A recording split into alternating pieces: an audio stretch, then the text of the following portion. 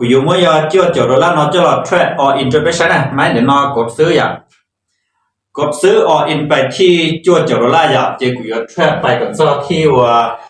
ลีเป๊ะปัวนะเป๊ะปัวดอลลาร์เจกำไรยออปัวที่กอดอลลาร์อย่างเจเราเป็นรุ่นโอเคนะหมายถึงเนาะกูกดซื้อต่อวีกูปอนว่าแท่งคู่เจกูกดซื้ออย่างเอามันจัวเอามันเลียเอามันจัวนะเจเราเป็นรุ่นเช่นกูสามารถอย่างจัวต่อเราเป็นน่ะรู้เชื่อเนาะยัดเราตลาดเสือเนี่ยอยากเลยเตียนยัดเราตลาดน้ำมันนะเป๊ะกดซื้อเตาตะสิเลียโอเคเย็นจัวน่ะไม่นอนมั่นใจเจเนี่ยปิดเขียวว่าแท่งคู่ตัวเป็นเตาอย่างวินน่ะ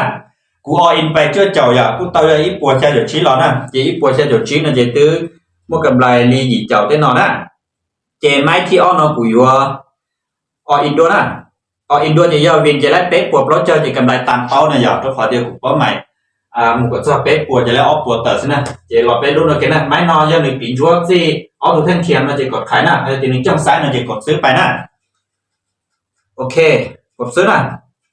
กูปอเดียนึงแถมซึ่งกำลังต้องถ้ารู้ออโต้แท่งเทียนเราสิออโต้ไซด์เทียนเนาะนะออโต้แท่งเทียนนึงชิดซี่อ่ะเดี๋ยวกูเดี๋ยวนึงชิดซี่ของนอเจกูยกดขายให้มีจ้องซ้ายเดี๋ยวกูกดซื้อแต่สินึงกูถ้ารู้เทียมันจะถ้ารู้เดี๋ยวกูกดซื้อเทียนะเจไม่นอนมั่นใจไม่นอนเชิงเฉียนอ่ะเราไปรู้นะกูจะเตรียมเงินเจตู้ก็ติ้งกองเดินเนาะนะติ้งกองของนออ่ะจามกองนะจามกองของนอบีเดี๋ยวนอนี้แนวต้านอ่ะส่วนถ้ารู้มีจีเราโอกาสที่วิสุดท้าย1เดี๋ยวเราซี่นอซินะซี่นี่ขอจอเนาะนะเราไปรู้นะโอเควินอ่ะกูกูall in รอเอาไม้ดิกูป้อหมายไปก็จะเป๊ะปัวได้สิแต่ชิ้นน่ะเป๊ะปัวแทบเราจะเอาจุด1ดอลลาร์อย่าเจกูอยู่ว่า short นี่นะชิเทรดแล้วนะเจกูจะเป๊ะไปใช้ปะว่าการเทรดเช่นนู่นเนาะกูเทรดมั่วกำไรบ่จำบัวบ่ได้จ่ายอย่าแล้วไปใช้กันนะเนี่ยตรงนู่นเนาะทันชอบกูบัวยาชาปัวชาจะจอจุดจ่อจะชาดอลลาร์อย่าอัตราสนายา20%นะกูชีวินจะทั่วไม้เท่าแต่สิวินต่อวินยาวจอก้าจะอย่านู่นเราผู้ช่วยจริงตอนนั้นถ้าทำไมกูเสียอย่างกูเสียนะยัดจะหาอีทีเรียมอย่างเจกูเสียอีเจวินออฟเราจะเสียไหมที่ชาอย่างเจได้วินออฟไหมติดเจ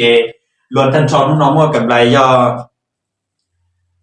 ชาปัวชาอยู่ชาจุดจ่อจะดอลลาร์อย่างจุดจ่อจะชาดอลลาร์นะเจกูอยู่ชอลินซื้อชิดเทรดเลยอย่างกูเทรดรอเลยเมื่อชาอีออเดอร์เก่าออเดอร์นอที่เรากูยังมั่วนะเจเป็นเหมือนชินจีลินเด้อนะ